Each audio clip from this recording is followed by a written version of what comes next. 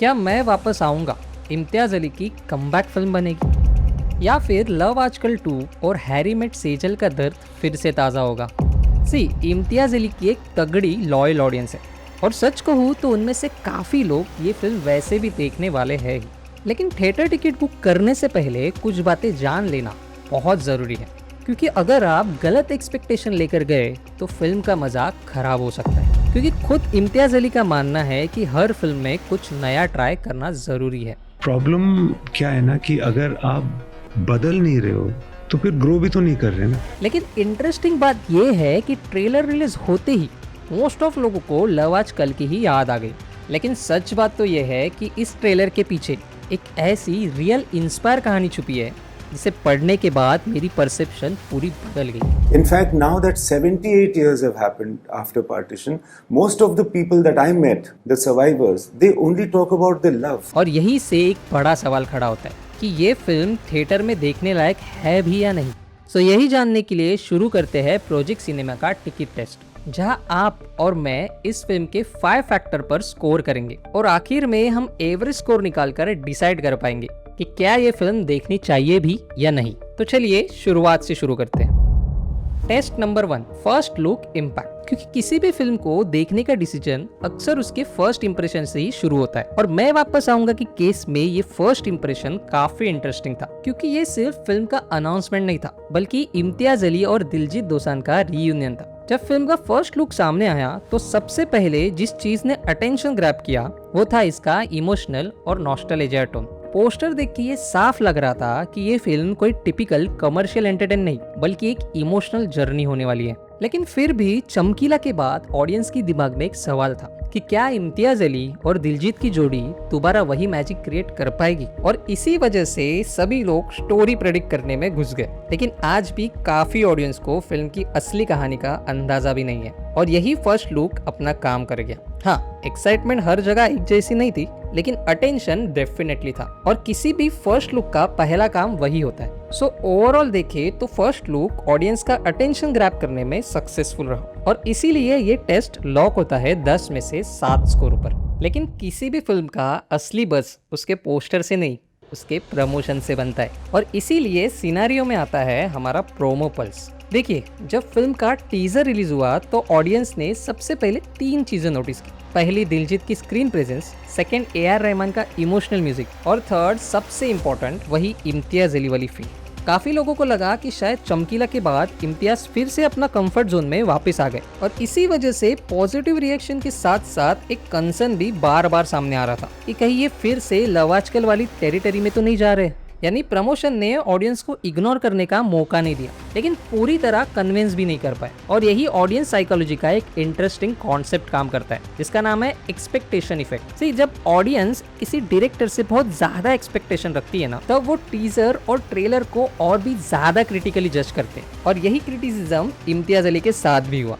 Overall देखा जाए तो प्रोमो कैंपेन एक्साइटेड क्रिएट करने में और ऑडियंस का इंटरेस्ट मेंटेन करने में काफी सक्सेसफुल रहा, लेकिन फिर भी डाउट्स पूरी तरह खत्म नहीं हुए, और इसी वजह से इस टेस्ट का स्कोर बनता है 10 में से 7। अब देखिए, ऐसा भी हो सकता है कि मेरी रैंकिंग और आपके रैंकिंग में जमीन आसमान का फर्क हो, लेकिन फिर भी मैंने इस सेगमेंट शुरू करने का डिसीजन लिया, क्योंकि अक्सर हम मूवी देखने जाते हैं और बाहर निकलते वक्त ऐसा लगता है कि यार टिकट के पैसे वसूल नहीं हुए। देखिए, कभी भी कोई फिल्म बुरी नहीं होती, बस वो हमारे टाइप की फिल्म नहीं होती, और most of the time promotion हमेशा हमें गुमराह करने की कोशिश करता है। इसलिए इस सेगमेंट का प्रोसेस फिल्म को गुड और बैड बोलना नहीं है, बल्कि थिएटर में पैसे लगाने से पहले एक बेटर डिसीजन लेने में मदद करना है। और अगर आपको लगता है कि इस टेस्ट में मेरा स्कोर गलत था, तो आप आपका स्कोर भी कमेंट कर सकते हैं, ताकि आने वाले टिकट टेस्ट में हम सब मिलकर और भी एक्यूरेट डिसीजन ले पाए। अब पढ़ते हैं हमारे सबसे इम्पोर्टेंट फैक्टर की तरफ, ट्रेलर वर्डिक्ट। क्योंकि यही वो टेस्ट है जहां ऑडियंस पहली बार डिसाइड करना शुरू करती है कि मूवी देखनी चाहिए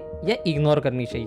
और मैं वापस आऊंगा कि साथ भी कुछ ऐसा ही हुआ। ट्रेलर रिलीज होते ही काफी लोगों को लव आजकल की वाइब आई, और हॉनेस्टली ये कंपैरिजन कंप्लीटली अनफेयर भी नहीं था, क्योंकि इमोशनल रोमांस, मल्टीपल टाइमलाइंस और इम्तियाज अली की फेमिलियर स्टाइल, ये सब देखकर ऑडियंस को वही याद आना नेचुरल था। लेकिन यहाँ एक ऐसी बात है जो शायद 95% लोगों को नहीं पता, और वही चीज इस ट्रेलर को एक नॉर्मल लव स्टोरी से कहीं ज्यादा इंटरेस्टिंग बना देती है। देखिए, इम्तियाज अली के अकॉर्डिंग ये फिल्म किसी फिक्शनल रोमांस से ज्यादा उन कहानियों से इंस्पायर है जो माइग्रेशन और डिस्प्लेसमेंट के दौरान लोगों ने झेली थी। उनका कहना था कि वो सिर्फ हिस्ट्री को दिखाना नहीं चाहते, बल्कि उन लोगों की फीलिंग्स को एक्सप्लोर करना चाहते थे जो अपना घर, अपने लोग, अपनी पहचान छोड़ने पर मजबूर हो गए हैं। और इसीलिए उन्होंने रोमांस को स्टोरी का सेंटर नहीं बल्कि इमोशंस को समझने का मीडियम बनाया। यानी जो ट्रेलर देखकर सिर्फ एक लव स्टोरी लग रही थी, उसके पीछे एक्चुअल कहानी कुछ और ही है। और मैं उस मैजिक को यहाँ स्पॉइल नहीं करूंगा, लेकिन इतना जरूर कहूंगा कि इम्तियाज अली अपनी सोच को स्क्रीन पर सही तरीके से ट्रांसलेट कर पाए हैं और इसीलिए ये फिल्म काफी ज्यादा लेयर निकलती है। सो ओवरऑल वर्डिक्ट निकाले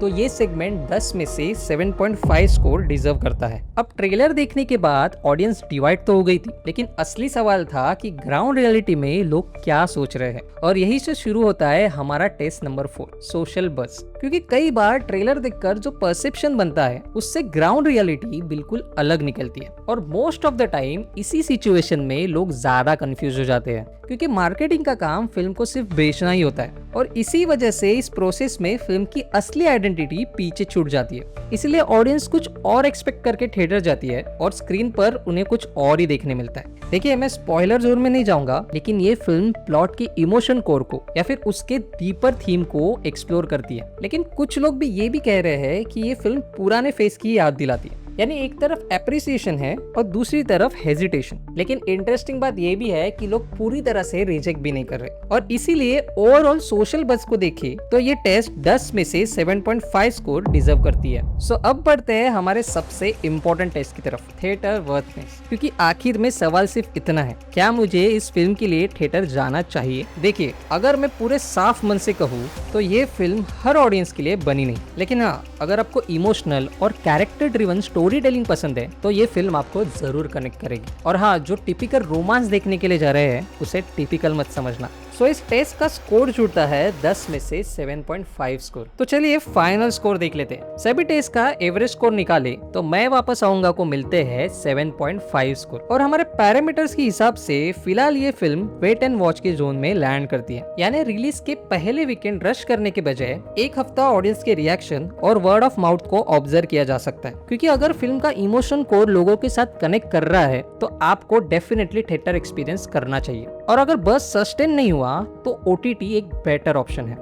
मैं अगेन कह रहा हूँ कि टिकट टेस्ट का मकसद रिव्यू देना नहीं है, बल्कि टिकट खरीदने से पहले रिस्क को समझना है। सो अब आप बताओ, आपका स्कोर क्या निकलता है? आपका आंसर हमें कमेंट करके जरूर बताएं। और हाँ, ऐसे इंटरेस्टिंग टॉपिक के लिए चैनल को सब्सक्राइब करना ना भूलें। हम फिर मिलते हैं एक नए टिकट टेस्ट में, क्योंकि पिक्चर अभी बाकी है मेरे दोस्त।